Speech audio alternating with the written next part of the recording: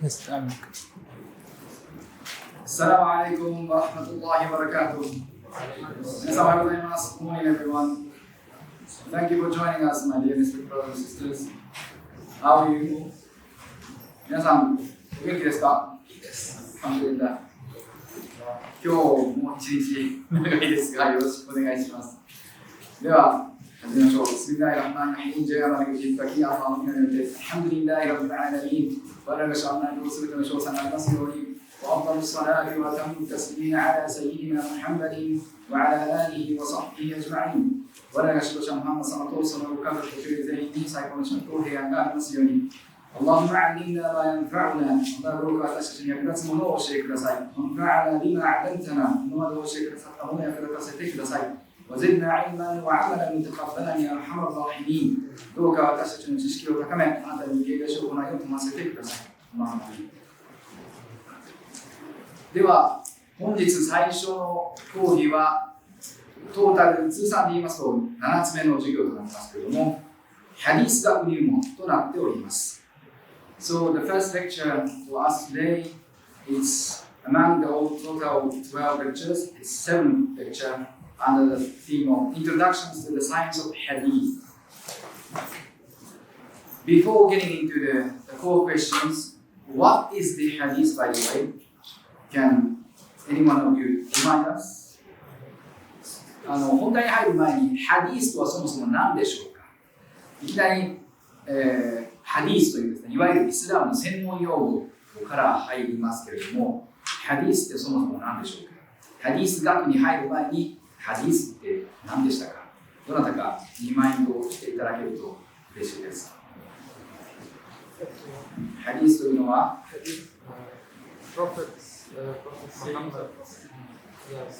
sayings of the Prophet Muhammad sallallahu alaihi wasallam only? 預言者ムハンマド様が言ったことだけですか？ Behavior and things he did. Behavior 彼の人のしたこと、それから Records of his actions. It's a behavior, what he did, what he said, and what he did, and What he advised. advised. Advised what he said, including under what he said. 彼の人の預言者ムハンマドという人のその周りをさらにしたこと、言ったこと、それから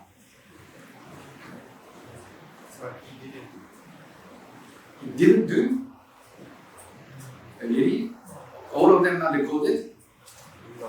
No.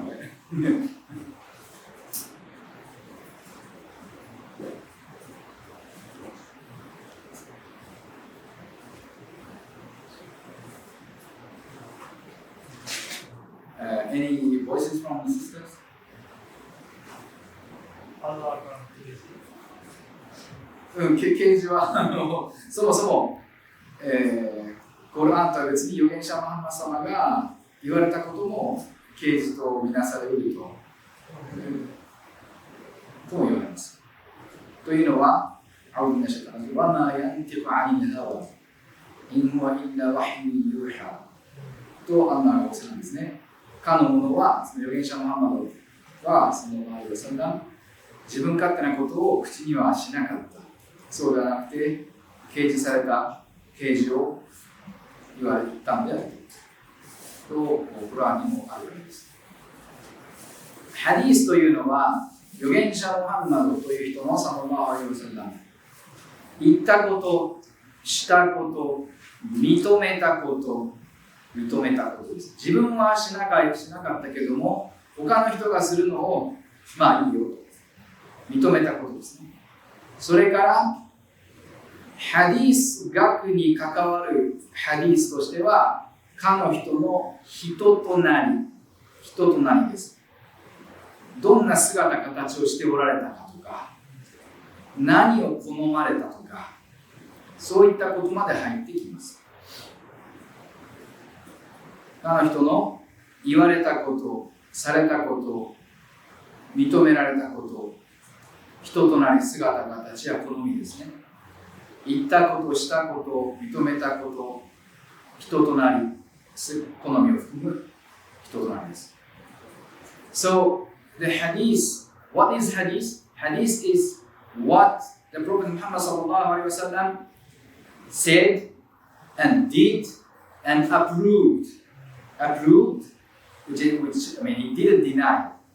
Approved and including and his shama'il and how he was, how he looked like, what kind of things he liked, and so on. That's in one word called shama'il. So all those four parts are the things meant as hadith, especially in the science of hadith. In fiqh, in jurisprudence, it is up to what he said, what he did, and what he approved. Okay, so how he looked like, what he liked, what he favored, is not included in jurisprudence, but it is included in hadith science. Okay? 後に、扱います法学、法規範学というのがありますが、要はムスリムは何をすべき、何をすべきでないかという学問ですね。それについて参考とするハディースというのはスンナです。預言者ムハンマドのスンナというのは彼の人の言ったこと、したこと、認めたことなんですけども、ハディース学におけるスンナというのは預言者ムハンマドの言ったこと、したこと、認めたこと、それから人となりです。では、ハディース学とは何でしょうか？ Then, the first question, what is the science of hadith? それは先日、昨日ですね、つい昨日、イスラム学の概要を見ていただいたときに触れた、このハディース学の分野を思い出してください。ハディース学というのはそもそも、今聞いていただいた預言者ムハンマド様が、サラッラーアリワサンナム、言われたこと、されたこと、認められたこと、彼の人の人となり、どんな姿形をしておられて何を好まれたかといったことが記録されたものです。記録されたもの。原稿録ですね。彼の人の原稿録のことをハディースと言います。それを学び、それをよりよく知り、よりよく理解するための学問がハディース学です。So the science of hadith is to know better and to understand better about all the recordings, all the records of what he did, what he said, what he approved, and how he was, how he looked like, what he favored, and so on. And under this main science of the hadith, there are other sciences related to hadith in order to help someone who wants to have better understanding, better knowledge of hadith. There are those sciences, mainly 7 sciences. As I introduced yesterday, علم مصطلح الحديث, the science of hadith terms, specific hadith terms. What is sahih? What is authentic hadith? What is hasan? What is good hadith? What is da'if? What is the weak hadith, or as I translated directly, and others. And علم الجرح والتعديل والرجال والطبقات, the science which is to evaluate how the narrator was and what kind of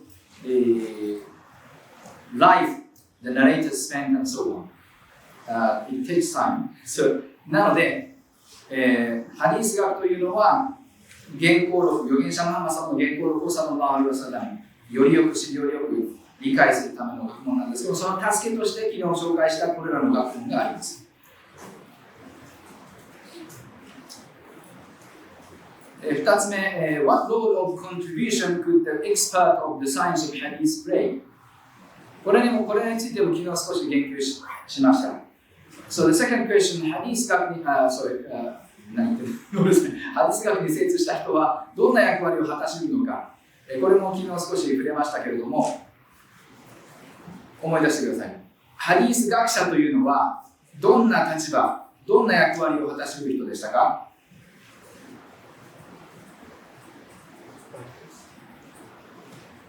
So, please remind me what kind of role he could, the Hadith scholar could play in the society, in Muslim Ummah. You can validate some actions. So if someone wants to do something and then this action, the person can validate, yes, the Prophet approved of this action or discipline. Yeah, so for example, there are many jokes and works in our life. What could he be exemplified? What could he be resembled to? Could he be a doctor? Yeah. Means to give the fatwa, rulings on any issues? No. Why not? Because this person specializes in hadith. Exactly. Thank you. Yes. ハディス学者、ハディス学に精通した人というのは、いわば社会においては薬剤師のような役割を果たす人であって、医者ではありません。私たちは通常病気になったならば、医者に自分のかかってしまった病気は何なのか、容体を見に行きますね。見てもらいに行きますね。医者に行かないで薬局に行って病気の相談をするってことはないと思います。それをしたって薬剤師さんにいやそういったことはちょっとこちらではお伺いできないので病院に行ってくださいとアドバイスされるでしょう。とハディス学者と法学者、フィックという法学者、フィックという法学に精通した法学者ですけれども、との役割はそのような形で例えられます。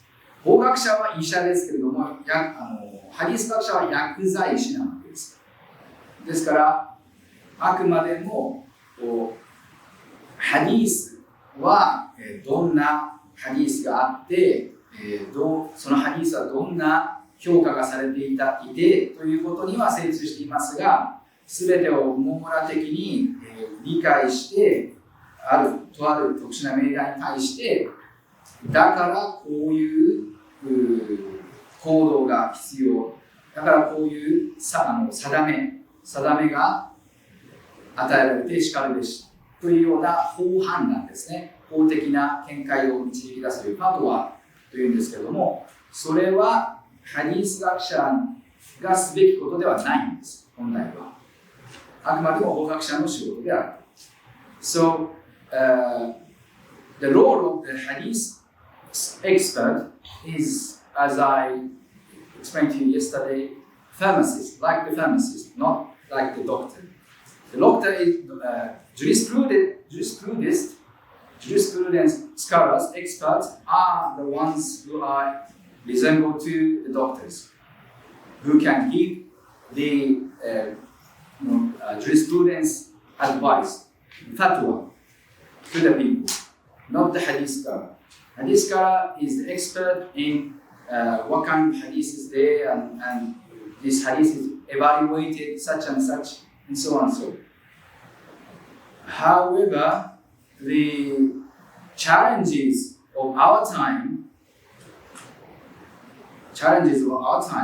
or we can even say disease of our ummah, our Muslim ummah nowadays, is that many people are unfortunately influenced by the movement which exaggerate the status of hadith scholars up to wholesome scholar, the perfect scholar, that he can give any advice in any issue.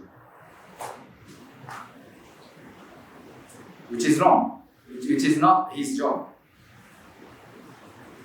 今日の私たちのムスリム共同体が抱える課題かつ病というのは、残念ながらメディアの影響とか政治的なプロパガンダによって薬剤師に過ぎない医者の仕事をしては本来ならないハディス学者がまるで医者のような素振りをして仕事をして、しまっている。それが多くのムスリムによって受け入れられてしまっているということにあります。そうすることで、何が問題か。要は部分的なところしか見ない人が全体的な俯瞰ですね。全体的な見方。物事の俯瞰をして、そして総合的な理解を踏まえた法的な見解を導き出さなければならない法学者の仕事をすることで、誤った法判断が導き出されてしまい、それが受け入れられることで、世の中、ムスリムの生活がギクシャクしてしまって、いろんな不協和音があちらこちらで起きてしまってきていると。So, what's the problem when the pharmacist, the hadith scholar, which is pharmacist, do the work of doctors, which is supposed to be the work of jurisprudence? And that is giving fatwa, giving the jurisprudence rulings on any issue. It has to be based on the wholesome viewing and understanding of the issue, and then based on that, the fatwa has to be given. However, the hadith expert is looking at the text of the hadith and how the hadith is evaluated, and how the narrators of this hadith has been evaluated, and so on. So what he is expert on is very partial thing, not the wholesome understanding and viewpoints. So any fatwa given by such a partial understanding, of course, it's not going to be a good enough or suitable one. So there has been many occasions and places due to such narrow understanding or partial understanding, fatwas has been, spread and taken and accepted. So there are many noises or the struggles or the fights or the many troubles, let's say, everywhere due to that.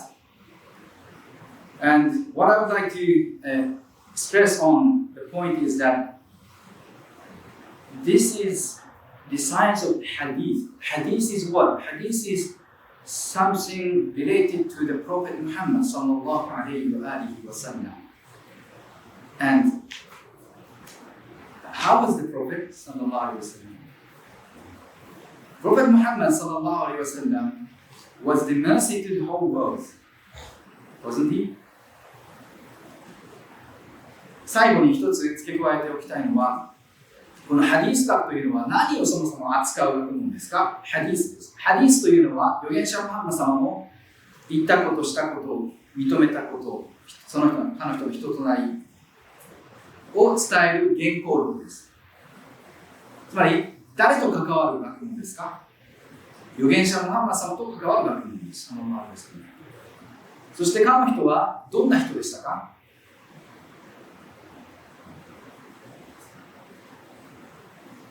預言者ムハンマド様はサラッラーリワサラム思考のあんまり言わせても、思考のあんまり言わせたらどんなふうに言われてます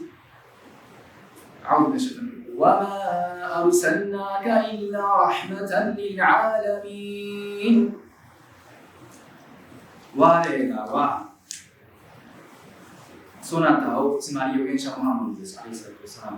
あらゆるものへの慈悲として以外は使わしはしなかった。つまり預言者ムハンマドという人はあらゆるものへの慈悲なんです。思いやりなんです。ということはハディース学と関わっていて、その人の状態、人となり、振る舞いとか言説、すべてですね、人との接し方からすべてがどうなることが理想的ですか？どうなることが求められるものでしょうか？預言者ムハンマド様がそうであったように、サラッラーアレイワサラム、とても慈しみ深い、情け深い、思いやり深い人になるのが理想じゃないですか？あるべき姿じゃないでしょうか？決してすごいいつもしかめ面したですね、口を開けば人の、批判をしたり悪口を言ったり、糾弾したりというような人であっては決してならないはずだと思うんです。だってこのハディース学というのは預言者ムハンマド様に直接関わる学問なわけですから、そのわけです。なので皆さんがこれからハディース学と接していっていただく中で気をつけていただくのは、そのハディース学を教わる先生ですね。先生、ハディース学を要は専門とするような先生の人となりをよく見てください。そこで見極めてください。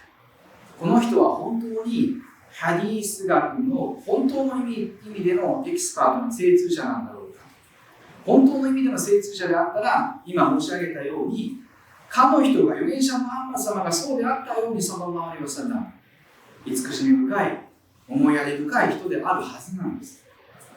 そして事実はハンドリーはそういったハディース学者はたくさんおられます。が残念ながら一部の誤解した人がちょっとあらぬですね、あってはならない素振りを態度を取るようなことになってしまっていますけれども、その辺をですからよく見極めていただきたいと思います。What I would like to share with you is that this science of the hadith is related to what?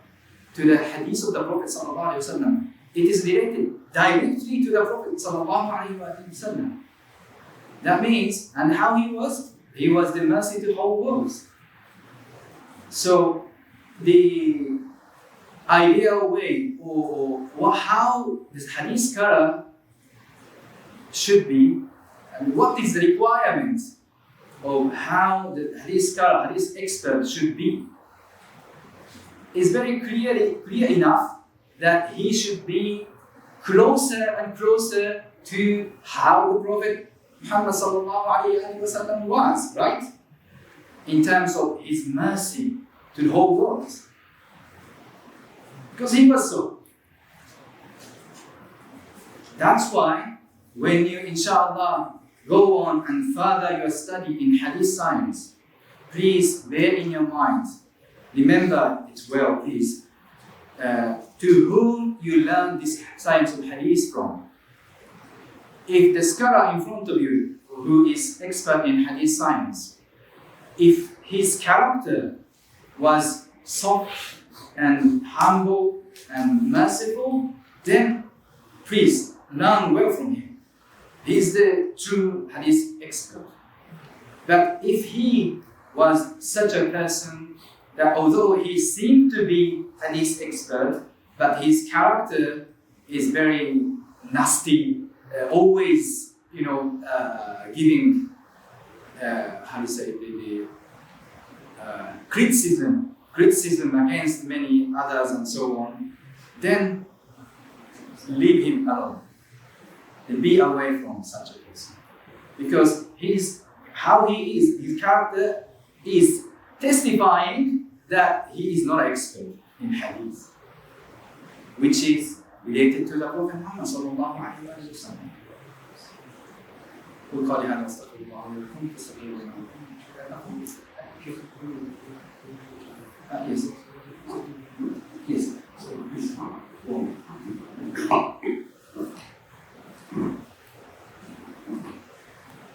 السلام عليكم ورحمة الله وبركاته. الحمد لله رب العالمين والصلاة والسلام على أشرف الأنبياء والمرسلين سيدنا محمد وعلى آله وصحبه أجمعين. اللهم علمنا ما ينفعنا وانفعنا بما علمتنا وزدنا علما وألهمنا بعبادك الصالحين. وبعد. Inshallah, speak about some people who started speak about hadith and write hadith, inshallah. from the beginning until Shaykh inshallah. And first of all, Shaykh Ahmad Maeno for this informative speech. We will miss you inshallah. First of all, you have to know that the first and biggest Sahabi who narrated a hadith with him, Sayyidina Abu Hurairah. How many hadiths? Almost. How many hadiths? Not exactly, but almost. まず最初に預言者ムハンマド様のサラッラーリワサラム原稿録をハディースを一番多く、一番たくさん後世に伝えた預言者ムハンマド様の直弟子、サハーバ、共有の人は誰だったでしょうか。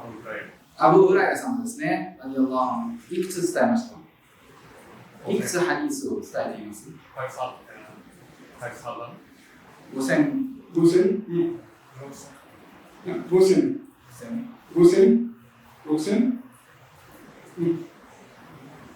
Another option? Answer? Sayyidina Abu Hurairah. 5000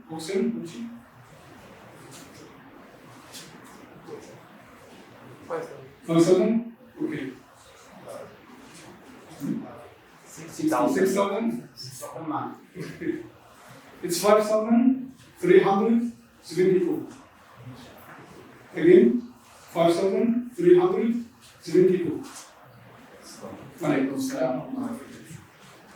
答えは5372。5372のハディースをアブ・フライラさんは伝えておられます。The most famous Sahabi who wrote a hadith is Sayyidina Abdullah ibn Amr ibn As. What is the difference between him and Sayyidina Abu Hurairah?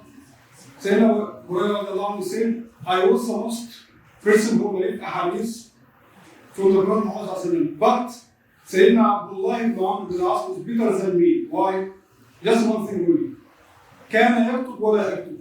He was writing and I can't write. 一方、預言者ムハンマド様の原稿録をハディースとしたら、一番多く書き残したのは、直弟子の中でも、アブドルラー・イブン・アム・イブン・アースという方でした。アブ・フライラ様が言うには、私は一番多く預言者ムハンマド様の原稿録を伝えはしたけれども、アブドルラー同胞のですね、アブドルラーの方が一つ私よりも優れていた点がある。それは私は書き残しはしなかったけれども、彼は書き残したんだ。Now let's go for next point. Our Aimah, four Aimah, the Imam Abu Hanifa, and Imam Malik, Imam Shafi'i, and Imam Ahmad. Are they also specialists in Hadith or not? 別の質問です。私たちスンナ派がよって立つ 4つの大きな法学派がありますけれども、その学祖たち、ハナフィ学派のアブ・ハニーファ先生、シャフィ学派のマリキ学派のマリク先生、シャフィ学派のシャフィリ先生、ハンバリ学派のイブン・ハンバル先生、彼ら4人は法学者であると同時にハディス学者であったでしょうか？答えは何ですか？ Yes? Yes? Or no? They collect the hadith. They collect the hadith also. They are also specialists in hadith or not? Yes. Yes. Yes or no? Yes? Of course it is. Of course it is. 答えはもちろん Yes です。もちろんその通りです。One of the most famous allegations about Imam Abu Hanifa, they say that he is very weak in hadith. He doesn't know any hadith, just know a few hadiths, which is very big lie against that great Imam. He has Musnad al-Imam Abu Hanifa. He has Musnad, like many hadiths he wrote by himself and have chain of narration to Sayyidina Muhammad sallallahu alayhi wa sallam.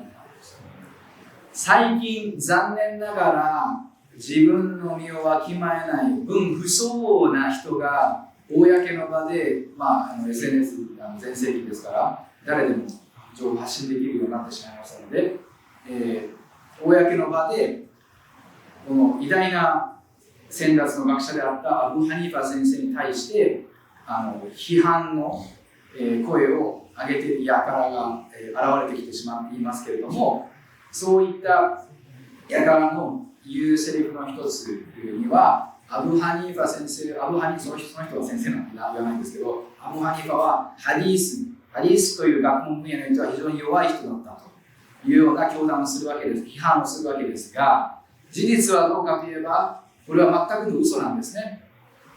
アブ・ハニファ先生には、れっきとしたムスナドというハディースの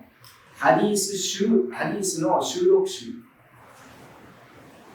ハディースを収めた書物を残したぐらいなんです。His chain of narration is Al-Imam Abu Hanifa عن الإمام حماد بن أبي سليمان عن الإمام إبراهيم النخعي عن سيدنا علقمة عن سيدنا عبد الله بن مسعود عن سيدنا محمد صلى الله عليه وسلم. Connected chain of narration. そのハディース集っていうのは、アブ・ハニファ先生が自分で伝承者からその預言者のムハンマド様に伝わる伝承を収録したもの、聞いたものを書き残し、後世に書き残したものなわけですね。ですので、アブ・ハニファ先生はハンナド・イブン・アビ・スライマンという人からという伝承者から聞いて、イブラヒム、そのハンナドという人はイブラヒム・ナハイという人、伝承者から聞いて、アルカマという伝承者から聞いて、それから直弟子のアブドゥライブ・マスウードさんですね、イブン・マスウード様にまで遡って、そのイブン・マスウード様を通して預言者のムハンマド様からの言葉を伝え聞いているという伝承の系譜でもって後世に書き残しておられるわけです。Second Imam Malik ibn Anas, he has a very famous book, we call it Al-Muwatta. Very famous book. We call it Al-Muwatta. And that book, Imam Shafi'i also learned, and he knows this book also from Imam Malik. He has more than 12,000 hadiths. 続いてはマーリク先生、マーリク・アナスというマーリク学派の学僧の先生についてですけども、このイマン・マーリク先生にはアル・ムワッタ、訳しづらいですけども、ニュアンス的には先人の道というようなニュアンスのものですが、アル・ムワッタ、歩み踏まれたところという感じですかね、というタイトルのハディース集があります。でそこには、1万2000のハディースが収録されていて、シャーフィー先生はマリク先生の弟子だったので、それを覚えて後世にも伝えています。His chain of narration, we call it in Al Hadith, the golden chain of narration. The golden chain of narration, the most strongest in the world. Al-Imam Malik, عن سيدنا الإمام نافع عن سيدنا عبد الله ابن عمر عن سيدنا محمد صلى الله عليه وسلم. このマリク先生が伝える伝承の系譜というのは、ハディース学においても黄金の伝承系譜と謳われるくらい、いわゆるもう最高の伝承の系譜とされるんですね。これはマリク先生がナーフィアという伝承者の先生から伝え聞き、ナーフィア先生はアブドゥライブン・オマル、第2代カリーファとなられたオマル様の息子がアブドゥラという直弟子の方です。から伝え聞き、でアブドゥラ様はムハンマド様、預言者ムハンマド様から伝え聞いたという、間に3人しか、預言者ムハンマド様から2人ですね、2人だけしかいないという、最強の伝承系譜とされます。Third Imam Imam Shafi'i, he has Musnad al-Imam al-Shafi'i, and he has two chain of narrations, one chain of narration for Imam Malik, second chain of narration for Imam Abu Hanifa, and third by his own until Sayyidina Abdullah ibn Abbas. で、لو الاسناد لما خلصنا الامام ابو حنيفه لو الاسناد خاص به انا سيدنا ابو مسلم 3つ目はシャフィー先生です。シャフィー先生にもムスナド、訴求できるもの、ムスナドというですね、ハディースの収録集があります。で、シャフィー先生は前述のアブ・ハニーファ先生やマリク先生の伝承の系譜に加えて、アブドライブ・アッバス、共有する直弟子の一人の預言者ママさんの甥っ子ですね。アリスラトサラムのアブドライブ・アッバス様も加わるような形の伝承系譜でもって伝えています。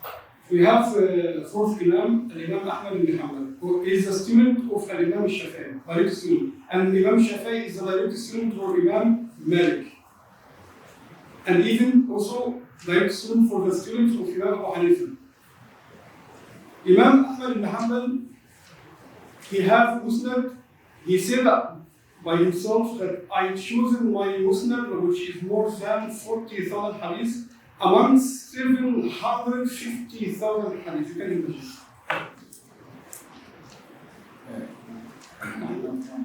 imagine.4人目はアフマドブン・ハンバル、アフマド・イブン・ハンバル、イブン・ハンバル先生なわけですけども、ハンバリが漢学数です。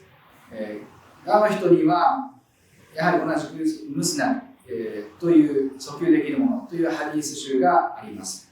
で、イブン・ハンバル先生はシャーフィー先生の弟子でした。シャーフィー先生はマーリク先生の弟子でした。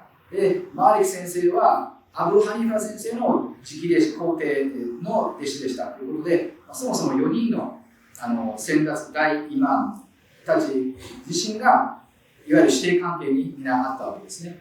で、イブン・ハンバル先生の残したハディース集、ムスナドには、4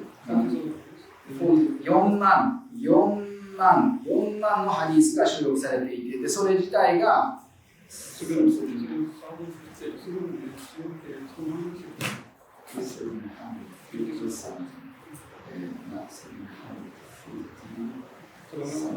7万ですね。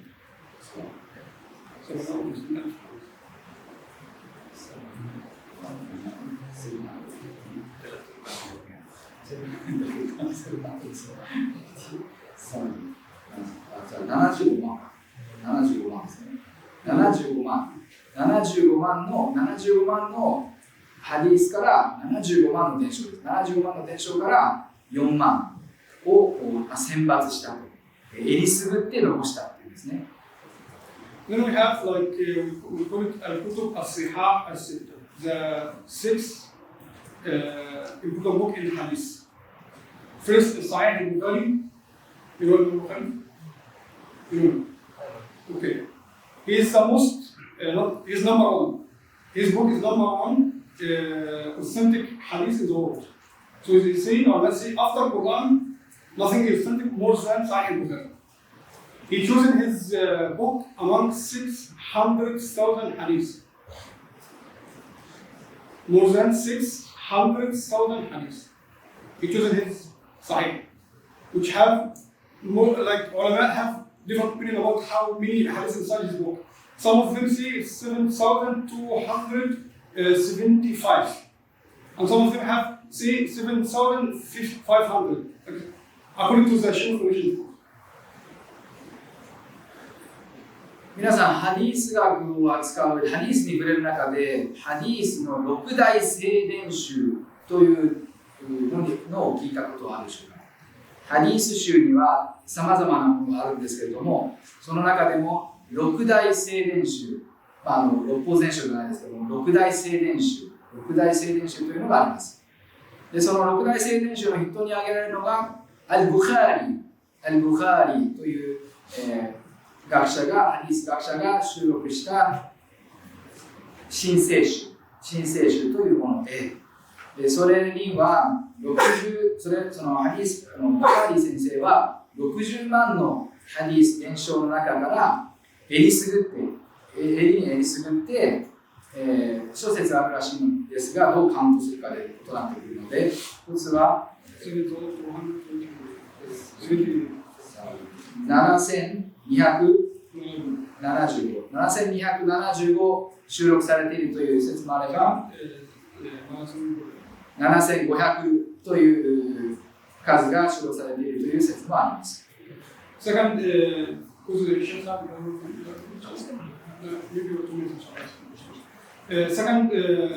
most authentic book is Sahih Muslim. 続いては、イマーム・ムスリムというハディス学者が収録したものです。He chose in his book among 300,000 hadiths. で、このムスリムというハディス学者が収録した新聖集は30万ですね。30万のハディスが収録、30万のハディスから選んだものです。His Sahih Bukhari and Sahih Muslim is top 100, rank 100 among all hadith in the world. 世界的に見ても、このムスリム世界広いですけども、ハディス集といえば、筆頭に挙げるのがそのブハーリーの新聖集、次いでムスリムの新聖集です。Last point was we need to give inshallah Shaykh Saadeldin for speech. Number 3 is Sunan Abi Dawud. Imam Abi Dawud. 3つ目がアブダウドというハディス学者が収録したスナンというハディス集です。His book more like almost 4,800 hadiths. He chosen among 500,000 hadiths, half million. このアブダウドというハディス学者は50万のハディスの中から4800のハディスを収録しています。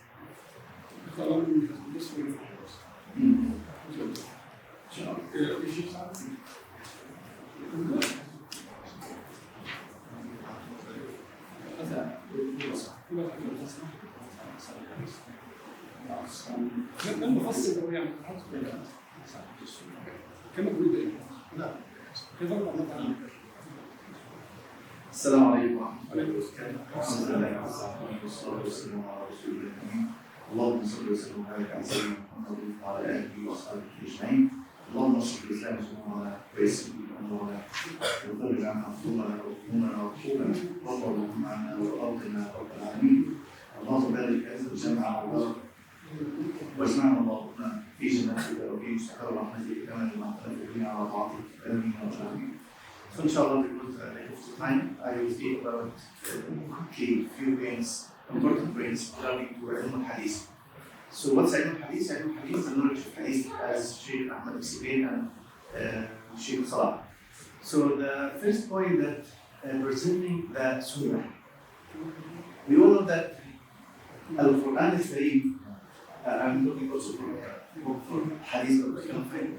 So Al-Quran Kareem, we all know that Allah subhanahu wa ta'ala saved it, protected until it reached us until now, right? So every single word in Al-Quran Kareem, it is the truth and the revelation of Prophet Muhammad sallallahu alayhi wa sallam. We believe in that. So how about the Sunnah? Because we believe in that because Allah subhanahu wa ta'ala, He said, إِنَّا نَحْنُ نَزَّلْنَا الذِّكْرَ وَإِنَّا لَهُ لَحَافِظُونَ. Allah subhanahu wa ta'ala, He promised Himself that He will say and protect, preserve the Sunnah, right? So subhanAllah, is the Quran. So we have the Quran now. How about the Sunnah? From the speaking of Shaykh Ahmad now, Shaykh Salah, he just speak about, I think, 10 scholars or more, just quickly in these few minutes. Actually, there are thousands. Their care and their interest and their work or their life just to collect the hadith and to find the sahih, true hadith and authentic hadith from the other hadith. Okay? Allah subhanahu wa ta'ala, He promised to save the Sunnah as He promised to save the Quran. How? In this ayah, when He said subhanahu wa ta'ala, إِنَّا نَحْنُ نَزَّلْنَا الذِّكْرَ وَإِنَّا لَهُ لَحَافِظُونَ. Al-dhikr here means Al-Quran, right? We all know that. In other ayah, Allah says subhanahu wa ta'ala, وَأَنزَلْنَا إِلَيْكَ الذِّكْرَ لِتُبَيِّنَ لِلنَّاسِ ما نزل إلينا. We have revealed down on you, we have sent down on you. الذكر, he used the same word as dhikr. And he said to explain to the people what we have revealed on you. So Allah subhanahu wa ta'ala in this ayah, he said he sent down two things, which is Sunnah and Al-Quran al-Kareem. Because the Sunnah, it's wahi also from Allah subhanahu wa ta'ala, the Quran al-Kareem. And here he mentioned about the Sunnah, this name as Zikr. He said, وَأَنزَلْنَا إِلَيْكَ الذِّكْرَ. Okay? So, the ayah, when Allah says subhanahu wa ta'ala, said, إِنَّا نَحْنُ نَزَّلْنَا الذِّكْرَ, the word dhikr, and dhikr here means both Al-Quran and the Sunnah. So as Allah subhanahu wa ta'ala promised to save Al-Quran al-Kareem, he promised also to save the Sunnah of Prophet Muhammad sallallahu alayhi wa sallam. つまりサラフディン先生が言われたことを訳す前に、先ほどサラフディン先生が言われていたことを訳し間違えた点がありますので、訂正をお詫びいたします。それはマリ先生が間接的にアブ・ハニファ先生の弟子から学んだというようなことを訳してしまったので、これが間違いで、マリ先生じゃなくてシャーフィー先生がアブ・ハニファ先生の弟子のハマド・ハサン先生から学んだという間接的なアブ・ハニファ先生ともつながっていたという話です。提案をお詫びいたします。で、サウディ先生が今言われていたのは、私はいかにハディースというものが預言者ムハンマド様のスンナ、道、やり方といったものがコロアンと同じように保存され、保たれて現代に至るまで伝えられてきたかといったことに着目したいと思います。その筆頭に挙げられるのはコロアンのアンマーの御言葉ですと。で、それコロアンの中には思考のアンマーがはっきりとインナナナザルナディクラはインナラフラハフィズン。我らこそディクル、訓戒を下ろした、訓戒を掲示したものであって、我らはそれを保つものであると、守るものであると仰せなわけです。で、ここの訓戒、ディクルというものが何を意味しているかというと、一般的にはコロアンと解釈されがちですが、それはコロアンだけではなくて、スンナ、預言者ムハンマド様の、道やり方、つまりそのハディースを元にしたですね、道やり方をも意味している。だから、アッラーがそれを守ること、保持することを保証しておられるというわけです。So, this is a very important point for all of us to know, because when someone says to you that the Quran is only saved and protected by Allah subhanahu wa ta'ala, and we don't have authentic sunnah and we are not sure about the sunnah, tell him no, you are absolutely wrong. Because as Allah subhanahu wa ta'ala promised to save the Quran Kareem and protect it, Allah subhanahu wa ta'ala also saved the sunnah. And you can see from the great offer from the scholar since the Sahaba radiallahu anhum until now to save the sunnah and to work to protect the hadith. それで先ほどサラフディン先生のお話の中で何人かの法学者を兼ねたハディス学者ですとか何人かのハディス学者の中でも筆頭に挙げられるような先達の名前や紹介がありましたけれども、それはほんの一部であってもう何千何万というたくさんのハディス学者がもう生涯の努力と年月月日をかけてハディスを保持することに尽くしてこられたわけですね。なので、アンナーが思考のアンナーがはっきりとコルアンとともにスンナを預言者のハンマ様の道やり方を守ると約束されたことを踏まえて、それを体現すべく事実としてたくさんのハディスに精通したハディス学者たちが大きな努力を払ってきたという事実があります。So I want quickly to the second point, that the importance of studying that knowledge, ilm al-hadith. Ilm al-hadith, its subject, al-hadith of course. And al-hadith, as I mentioned yesterday, is the second source of the Sharia. We said there are four sources, four main sources, Quran and Sunnah and Qiyas and Ijma'. So the second source for our religion is the Sunnah and Hadith. So to know how to pray, it is not written in the Quran Kareem. It came through the Sunnah of Prophet Muhammad sallallahu alayhi wa sallam. To perform Hajj, of course, a lot of ibadat we learn only from Prophet Muhammad sallallahu alayhi wa sallam. We learn through him, and he learns through Allah subhanahu wa ta'ala through Jibreel alayhi salam, which is also wahi. So we cannot understand the Quran without a Sunnah. So a Sunnah is the second source for the Sharia. That's why we have to study and to think about studying the Ilm al-Hadith. 昨日のお話で紹介しましたように、イスラームの方言、イスラームの法の方言、法の源って何でしたか？ 4 つありました。一番最初に挙げるのがコルアン、次いでスンナなわけです。そしてイジュマー、学者間の合意でティアス、類推というものでしたけれども、コルアンに次いで法の源とされるのがスンナ。それは預言者マンマ様の原稿録に基づくものです。なわけですから、果たしてムスリムにとって欠かせない毎日の務めである礼拝についてもしかりです。礼拝についてもそのやり方というのは、コロアンから細かなやり方というのは知ることはできません。あくまでもスンナを通して預言者ムハンマ様がどうされたかということを伝える記録集、伝承集、ハディース集、総じてそれは預言者ムハンマ様の道やり方を残したものをスンナというわけですけども、それを通してしか知り得ない、学び得ないわけです。他のさまざまな巡礼であったり、いろんなことがそうです。ですので、スンナの理解なしにはそもそもイスラームという宗教理解自体がおぼつかなくなってしまう。だからこそスンナを私たちムスリムはよりよく知り学ぶ必要があるわけです。So also through the Hadith we know the tradition and the Sunnah of Prophet Muhammad sallallahu alaihi wasallam. So Ilm al-Hadith, it's important because it's authenticating the prophetic tradition. So only through Hadith we know the life of Prophet Muhammad sallallahu alaihi wasallam, how he used to live, how he used to deal with his wives, the Sahaba, how about his ghazawat, okay? And how about his da'wah.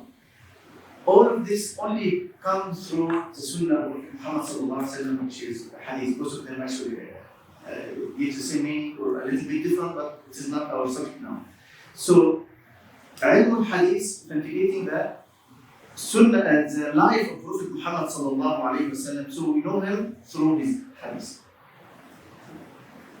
かの人が預言者ママさんはどのような生き方をしておられたかとか、そういったことを知るにはハディースを通して、しかありえないわけですけども、それを知るよりよく知るための学問というのがこのハディース学だというわけです。Another important thing that Ilm al-Hadith will give you the knowledge to against the fabricated Hadith. We have a lot of fabricated Hadith. We call it just Hadith mawdu'a. Some people during the political issues, they just fabricate Hadith. They say, قال رسول الله صلى الله عليه وسلم ذات ابنة, and he never said that صلى الله عليه وسلم. So how to know the fabricated Hadith from the authentic Hadith? Only through the Ilm al-Hadith. Okay? Because you have to know there is some rules, and of course, as Shaykh Salah mentioned, the books of the Sahih already mentioned all Sahih, and also there is some rules you can know as a alim or scholar in Hadith. You can know this Hadith is fabricated or not, even if you did not hear it before. Someone say, you will know, oh, this is not the saying of Prophet Muhammad sallallahu alaihi wasallam. Okay, so to know Ilm al-Hadith and to study Ilm al-Hadith, you will ستساعد في الحفاظ على سنة النبي صلى الله عليه وسلم ومجاهدة الأحاديث المتواترة. هنا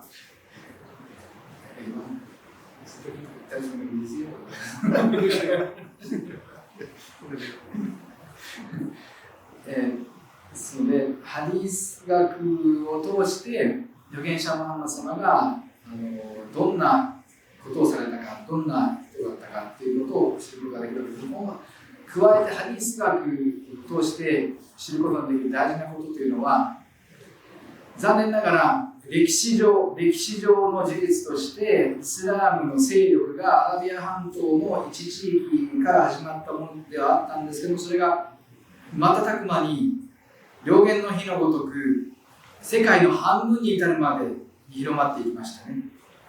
その中ではその預言者ムハンマドの名を語ることで、その周りをされる語ることで、要は詐欺を働いて嘘をついて語ることで利益を得る、メリットを得るという人たちも現れてきました。だから捏造ハディースというのが、残念ながらたくさん作られるようになってしまった。だからハディース学者たちは、大変な努力を払ってこのハディース学というのをしっかりと構築発展、させて、ハディース学を通してどれが正しいハディース、預言者ムハンマドの本当に言われたであろうこととして受け止められるものなのか、そしてどれが捏造ハディースなのかということを見極める術を構築したわけです。ですのでハディース学を通して私たちはこの本物のハディースと偽物のハディースとを区別することができるようになります。そうすることでよりよくハディースやスンナをそもそも理解できるようになるというわけです。So the last point, inshallah, will give you time to ask, inshallah, that the fuqaha, scholar of fiqh, use and utilize the hadith and derive from it, they extract from it the rulings, Islamic rulings, legal rulings. Because inshallah, we speak about fiqh, so we have a lecture about fiqh. One of the reasons that fuqaha has different opinion because of the hadith. And most of them, they studied hadith before start to become a faqih. Like Shaykh mentioned also in the beginning, Al-Muwatta, Imam Malik. Imam Malik, he was a scholar of hadith before fiqh. Of course, he both of them, but he studied hadith first. Why? To derive from that hadith the rulings of Islam. That's why he was one of the most important fuqaha in the Islamic history. 加えてハディース学に触れる、ハディース学に親しむ、ハディース学をよりよく知り学ぶことで、私たちは法学の理解も深めることができるようになります。事実として歴史上の法学者たち、偉大な法学者たちというのは、法学者になる前にハディース学者、ハディースに精通した人であったという人がほとんどです。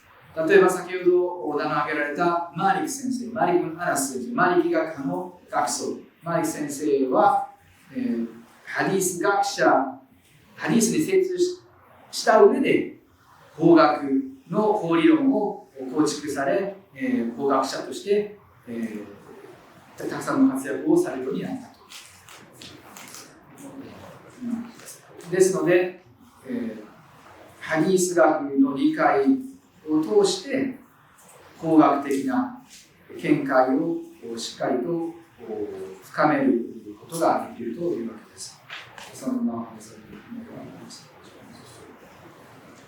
では、ご質問、ご意見等ありましたら歓迎いたします。Is there any question or opinion? My dear respected sisters, if you have any question or opinion, you're welcome. はい。What's the difference between Sunnah and Hadith? Please make one explain. What is the difference between Sunnah and Hadith? スンナとハディースの違いは何でしょうか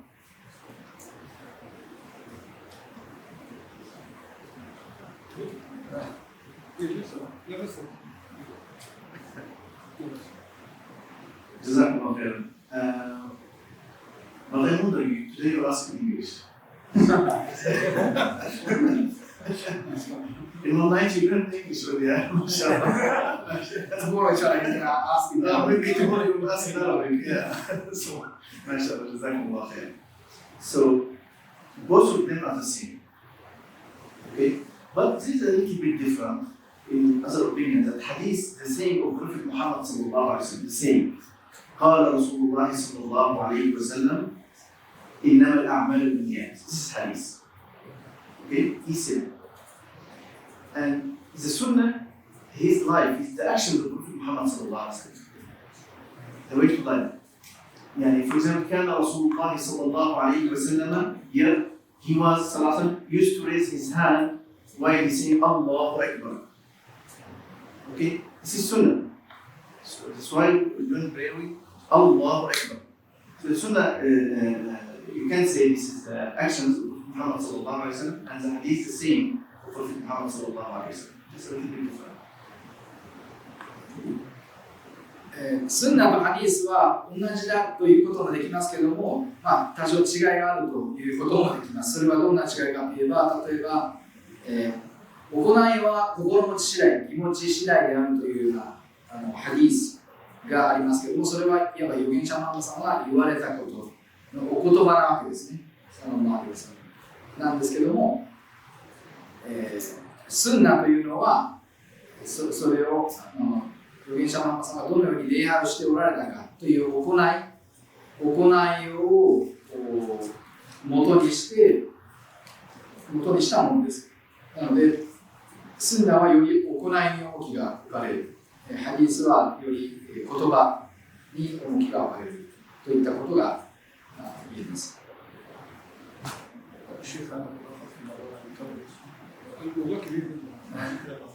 ですが、先ほど私のところでも少しありましたけれども、法学におけるスンナとハディス学におけるスンナというので違いがあります。法学っていうのはムスリムが何をすべきか何をすべきでないかといったことを扱う学問なわけですけれども、そこにおけるスンナというのは預言者のマハマ様が言ったことしたことを認めたことなんですね。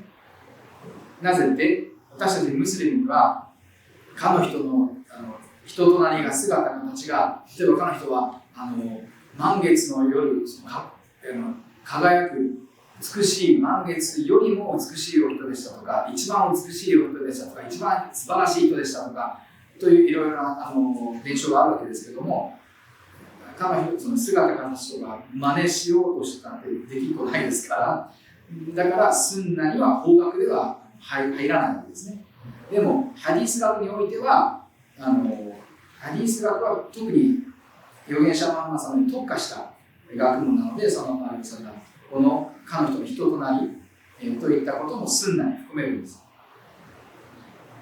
で、スンナというのは繰り返しますが、もともと道とかやり方を意味します。道ややり方を意味します。よく、観光とかですね、観光とかいう訳が当てられることなわけですけども、もともとは道とかやり方を意味します。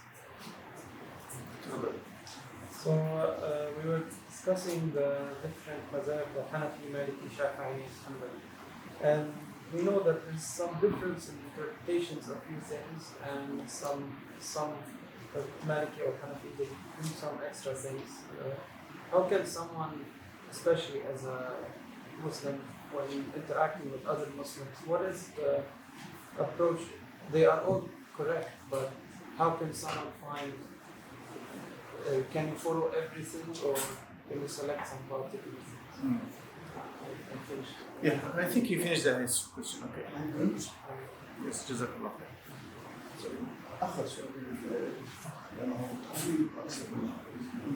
So your question is related to the key yes. So eventually I will give you something by logic, you will understand what I mean. If we have the number of 8, if we say 4 plus 4 is 8. Okay, 6 plus 2? The same. 8. 5 plus 3? 8. Okay, 7 plus 1? Still 8. All those 4 ways give you the same result. So the question was, he was mentioning about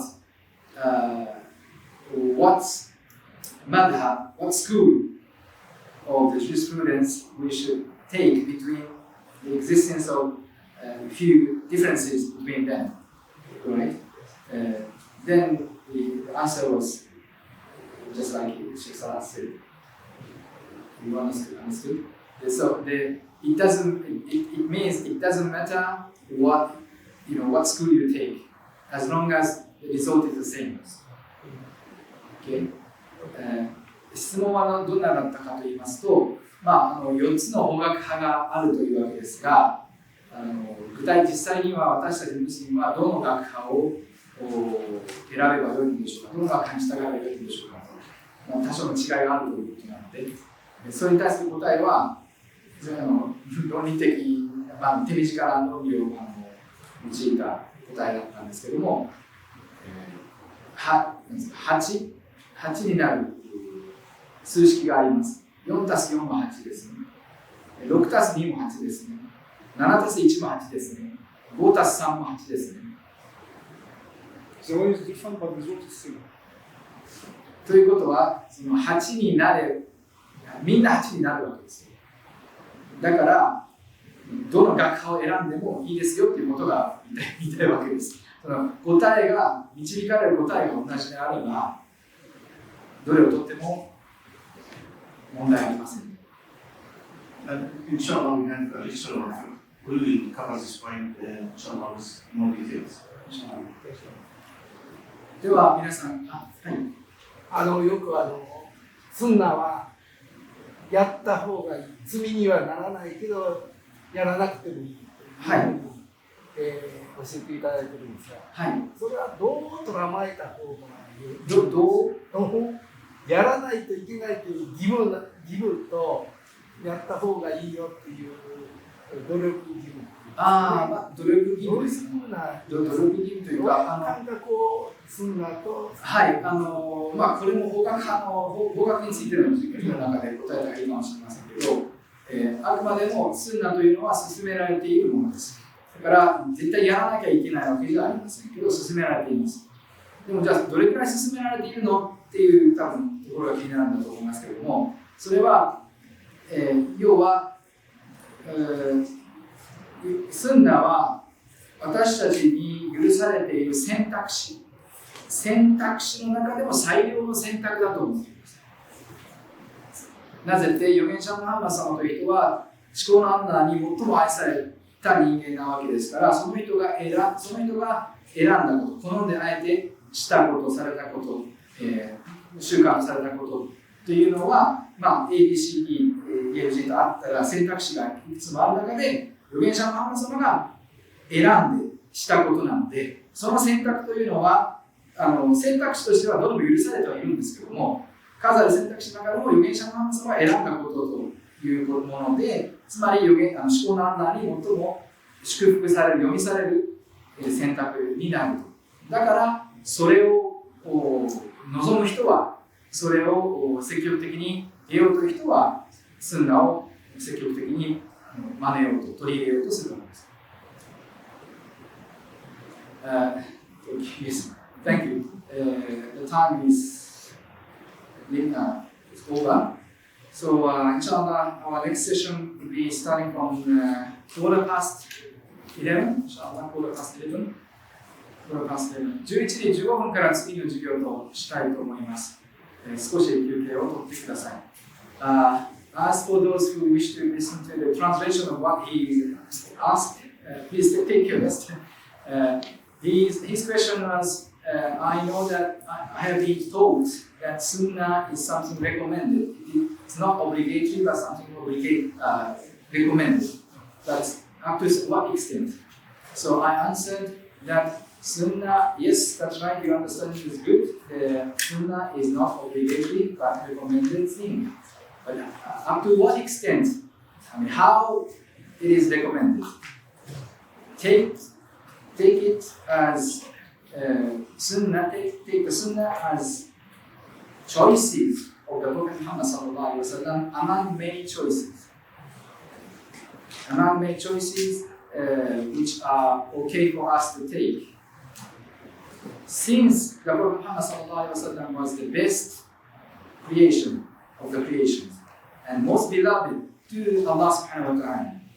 That's why his choices will be most beloved and most blessed to Allah subhanahu wa ta'ala.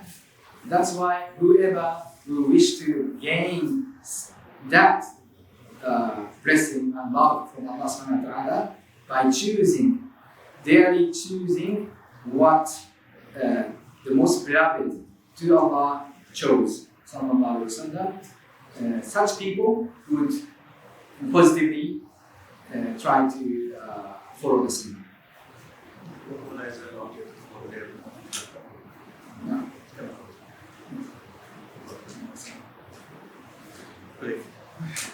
Sallallahu alaihi wasallam.